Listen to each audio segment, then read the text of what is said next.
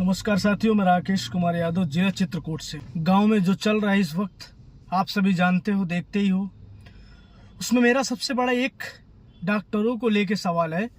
हमारे मानिकपुर सरकारी अस्पताल में डॉक्टर दवाई गोली को लेकर इतनी भ्रष्टाचारी है कि जिसका हद नहीं। कोई भी गरीब किसान, दलित भाई, आदिवासी सरकारी अस्पताल पहुंच जाए, वो किसी भी अस्पताल पहुंच जाए, उसको सम्मान तो छोड़ो, दवा गोली भी नहीं मिलती है।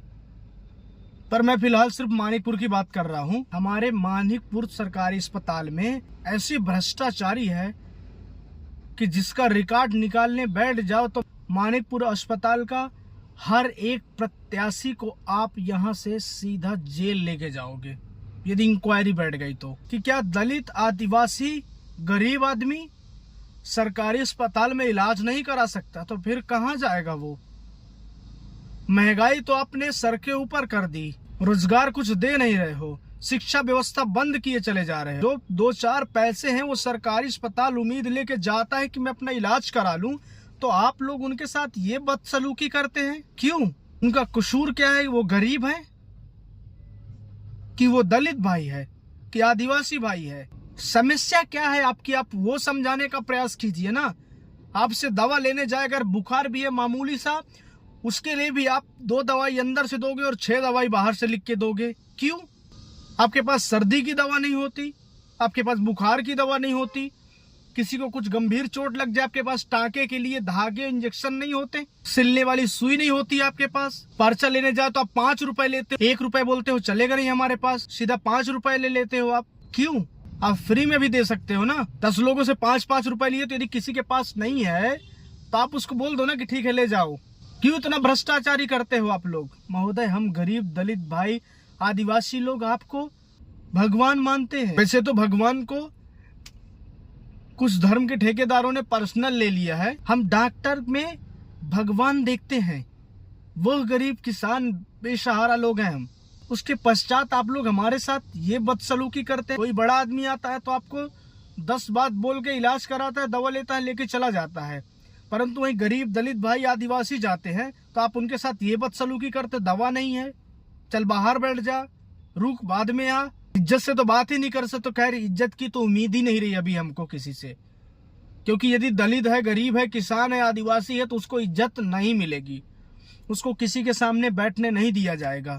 बाबा साहब ने हमें बहुत सारे अधिकार दिए, यदि उन पर आ गए तो आप लोगों की धज्जियां उड़ा देंगे। याद रखना, इस बात को याद रखना महोदय जी। मानिकपुर के अस्पताल में इतनी भ्रष्टाचारी है कि अभी आए दिन वीडियो तो रिलीज होते हैं, परंतु अभी एक वीडियो देखा हम, बाहर वो औरत तड़पती रही, तड़प कर मर गई सर, उसकी जान चली गई, परंतु उस पर कोई वाद विवाद नहीं हुआ। पुलिस प्रशासन नहीं आई, मीडिया वाले नहीं आए, और आए तो तमाशा देख के चले गए। क्यों सर? उसके बच्चे नहीं थे, उसका कोई नहीं था सर। वो भी किसी की बेटी है, किसी की बहू है, किसी की बहन है, किसी की माँ है सर। छोटे बच्चे उस बिलखते रहे सर। आपको शर्म नहीं आई महोदय? आपको दया नहीं आई? क्यों गरीब किसान के साथ, दलित भाई, आदिवासी के साथ इतना दुर्व्यवहार किया जा रहा है? क्या वो भारत देश में नहीं रहता? मेरी एक बात याद रखिएगा, आप किसी के साथ ऐसा दुर्व्यवहार करो, आप ये भ्रष्टाचारी बंद कर दो, अन्यथा मानिकपुर के सरकारी अस्पताल में किसी दिन हंगामा होगा और उसके जिम्मेदार सिर्फ वहाँ के डॉक्टर होंगे और कोई नहीं होगा। और कभी मेरे ग्राम पंचायत छरिया खुर्द का कोई आदिवासी, दलित भाई आता है, गरीब आदमी आता है, यदि उसके साथ आप लोगों ने ऐसी बदसलूकी की तो याद रखना, सबको एक बराबर नहीं ले लीजिएगा। मेरे ग्राम पंचायत छरिया खुर्द का यदि कोई भी व्यक्ति ये कह दिया कि सरकारी अस्पताल में जाने के बाद हमारे साथ इस तरह की बदसलूकी हुई है, उसी टाइम एक्शन लिया जाएगा। फिर हम देखेंगे कि आप इलाज करते हो कि नहीं करते हो, आपके पास दवा उपलब्ध होती है कि नहीं होती है। अरे घर का अस्पताल बाद में चलाइए ना महोदय, पहले जहां आपकी ड्यूटी लगी वहां का अस्पताल चलाइए ना। किसी भी जगह मेरे ग्राम पंचायत छरिया खुर्द के किसी भी व्यक्ति को यदि कोई नुकसान पहुंचाया, वो चाहे सरकारी अस्पताल हो या प्राइवेट अस्पताल हो, उसके साथ अच्छा नहीं होगा। याद रखिएगा ये बात को। अब वो बड़े लोगों के हिसाब से नहीं चलेंगे हम युवा।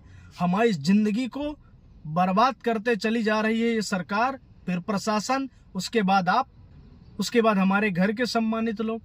इज्जत मर्यादा बीच में रख देंगे कि वो बड़े हैं, जाने दो। अरे क्यों जाने दें? जिंदगी का सवाल है, नहीं जाने देंगे इस बार। मेरे ग्राम पंचायत चिरिया खुर्द का युवा इस बार इतना रुष्ट है और इतना योग्य हो चुका है आप लोगों की तकलीफें सह सह कर कि इस बार वो बहुत अच्छे कदम उठाएंगे यदि उनके साथ दुर्व्यवहार किया तो। याद रखना इस बात को। हमारे ग्राम पंचायत की बड़ी चिरिया की दुर्दशा देखिए आप। वहां पे आज तक कोई नेता, विधायक, अधिकारी, मंत्री कोई गया ही नहीं होगा सिवाय वोट के। और याद रखना, मैं बार बार ये बात बोल रहा हूं कि ग्राम पंचायत के अंदर जब तक हमारे विकास नहीं कर देगा, कोई लिखित में नहीं देगा लेटर पैड में, तब तक उसको गांव के अंदर घुसने नहीं देना है। वोट के लिए, प्रचार के लिए, चुनाव के लिए, किसी भी मुद्दे पर बाहर से जाओ, कोई आदमी उसके सम्मान में खड़ा नहीं होएगा। याद रखना इस बात को। वो चाहे कोई भी पार्टी का हो, हमको किसी से कोई लेना देना नहीं। हमको अपने गांव से लेना देना। जो विकास करेगा वो वोट पाएगा, जो विकास नहीं करेगा वो गाली पाएगा, बेइज्जती पाएगा। याद रखना, सीधा साधा फंडा है। विकास करो, वोट लो। विकास नहीं करोगे, वोट नहीं मिलेगा, सम्मान नहीं मिलेगा। दूसरी बात, गांव के अंदर नहीं घुसने देंगे, किसी भी परिस्थिति में गांव के अंदर नहीं घुसने दिया जाएगा। और मेरा मारकुंडी थाना से भी एक निवेदन है कि हमारे ग्राम पंचायत में रात में 2-4 राउंड मारने का प्रयास कीजिएगा, मेहरबानी कीजिए हम पर। अगर चोर बदमाश इसी तरह गांव के अंदर आते रहे तो हम किसका सहारा लेंगे? आपको बुलाने पे आप 2 किलोमीटर पहले से हुटर हु करते चले आओगे, वो पहले ही चला जाता है। मुजरिम को पकड़ना है तो सावधानी के साथ आइए ना, आप भी अपने तरीके सिस्टम से आइए। ये कौन सी बात हुई कि हुटर बजाते, बस थाने से निकले हुटर बजा दिए तो वो व्यवस्थित हो जाना, हम आ रहे हैं साहब, ये कोई बात नहीं हुई। गरीब को आपसे बहुत उम्मीद है सर, तो ऐसा ना कीजिए कि जिससे आपसे लोग डरने लगे। अरे पुलिस तो वो चीज है कि एक भरोसा हो जाना चाहिए गरीब, किसान, आदिवासी, दलित भाई को कि चलो पुलिस आ रही है, अब हमारे साथ गलत नहीं होगा। परंतु आपसे तो डर लगता है सर कि आपसे मदद मांगेंगे तो क्या होगा, आप लेके चले जाओगे कि फैसला करोगे, वही नहीं समझ पा रहे हैं। और इस परिस्थिति में यदि गांव का आदमी अपना फैसला खुद लेने पे विवश हो जाता है या कुछ ऐसा कदम उठाता है जिससे उसको लगता है कि मेरी सेफ्टी इसी चीज में है, तो फिर कानून बहुत ईमानदारी के साथ खड़ा होता है। और जब गरीब, किसान, दलित भाई, आदिवासी मजबूरी में होता है तब कानून कहाँ चला जाता है, तब क्यों नहीं उनका सहारा बनता। मेरी विनती है आप लोगों से, आप लोग थोड़ी सावधानी लाइए और मेरे ग्राम पंचायत पर थोड़ा ध्यान दीजिए, मेरी आपसे विनती है महोदय जी। जय बाबा साहब, जय युवा शक्ति।